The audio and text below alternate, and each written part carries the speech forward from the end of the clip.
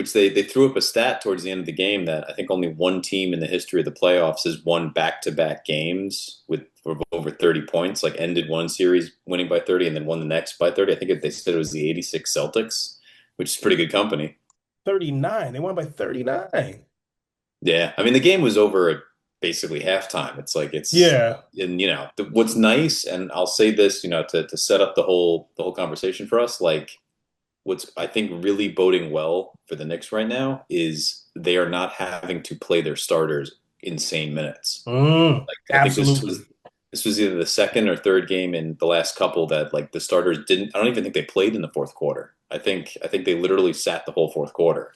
Right. And as we've seen from years past with this team, with the previous coach, they would run these guys into the ground, playing them like 48 minutes. So it's like this is quite the nice change to have these guys being on the bench, rested, laughing, kind of just like kicking their feet up for 12 minutes, which is fantastic because we want to go deep. So we're going to need those guys as we get further and further in there.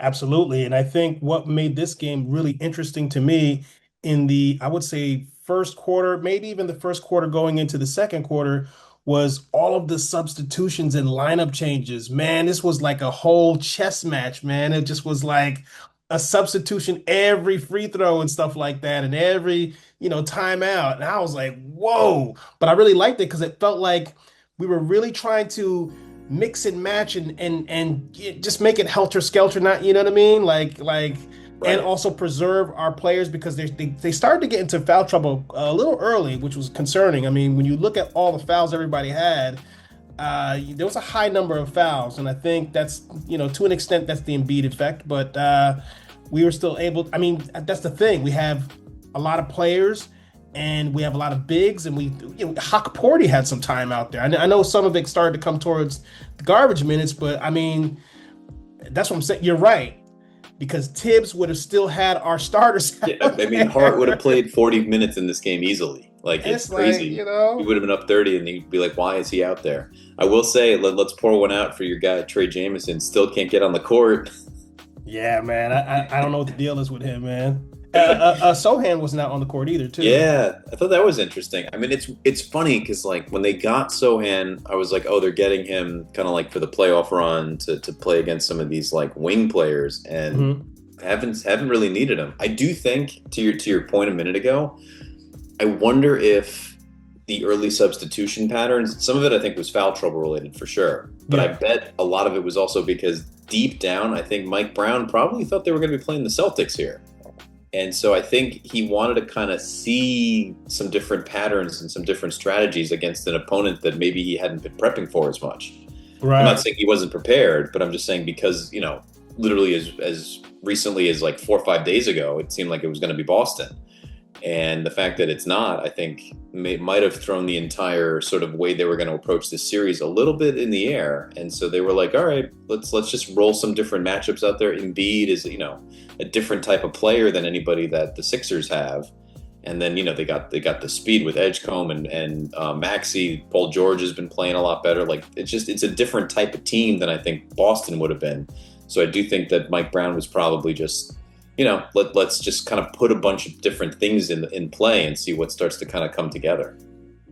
Well, games like this can sometimes be, I think you still have to do a thorough video session where you watch it and you still try to figure out, okay, what was Philly still doing good despite the score? Because, yeah, the score is the score. We for sure just outscored them, but there were a lot of things that still kind of made me feel like, okay, this could be problematic moving on. And I think part of it is they had a very balanced attack across their starters. All of their Hmm. starters were in double figures, whereas that's not well, with the exception of Josh Hart, that wasn't really the case for us. You know what I mean? Josh Hart had 8 points, and I get it. He's not really that player that's gonna score double digits. He's always like the utility man, but I think that's something to look at. I think this game is a bit of an anomaly. Just that, the Sixers came out and got stunned, but I don't expect them to just stay down on the mat. They're not really that type of team. They've been able to bounce back because this actually happened to them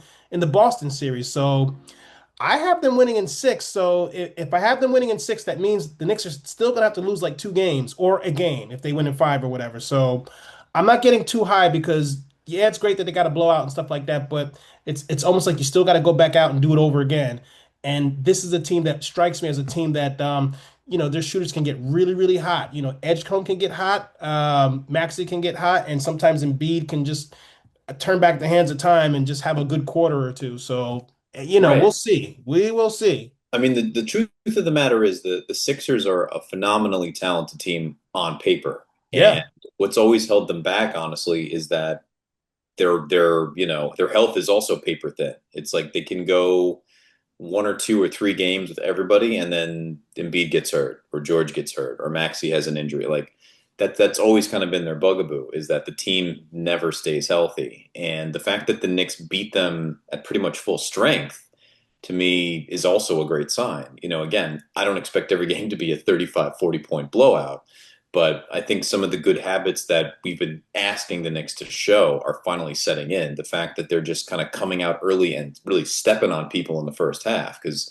God knows we've watched so many games where it's like they're kind of sleepwalking through the first half and then they wake up in the fourth quarter, which is exciting, but it's also nerve wracking. right. So I do think, as you might have, I think we were talking about it before we jumped on the pod. I think the Knicks might just be done with playing with their food. I think they're kind of like, all right, we're clearly now they see a path for all the way to the finals now, I think.